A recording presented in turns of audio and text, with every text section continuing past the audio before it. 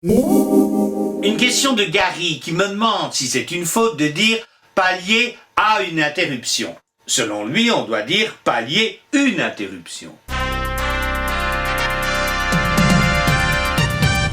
Les Romains appelaient pallium un vêtement grec qui correspondait à leur toge. Mais alors ce qui est marrant, c'est que le mot pallium n'existe pas dans la langue grecque. Quand nous disons kimono, nous employons un mot japonais pour désigner un vêtement japonais. Sauf que pallium n'existe pas dans la langue grecque. Les Romains l'ont inventé pour désigner un vêtement uniquement grec. C'est un peu comme si nous, pour parler du kimono, on l'avait baptisé Torokopoko. Boko.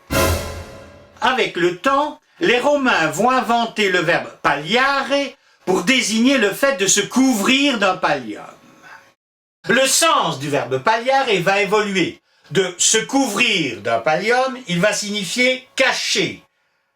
Ouais, couvrir d'un pallium, ça devient cacher. Il devait y avoir des exhibitionnistes à Rome. Hein?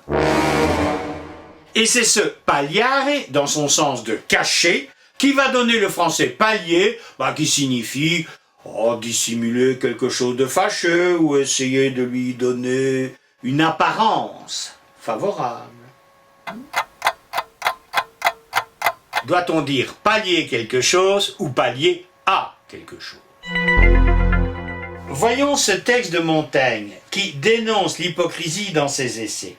C'est dommage que la décence pallie son vice. Depuis toujours, pas seulement depuis Montaigne, on dit pallier quelque chose. Et puis, Dieu sait pourquoi, puisqu'il existe, il ne nous le dira pas, depuis quelques années, on entend de plus en plus souvent pallier à quelque chose. Alors, c'est autorisé? On va voir ce que dit l'Académie. De temps en temps, l'Académie transforme une faute en évolution. Hein? Alors, est-ce le cas? Pas cette fois. Elle est même formelle.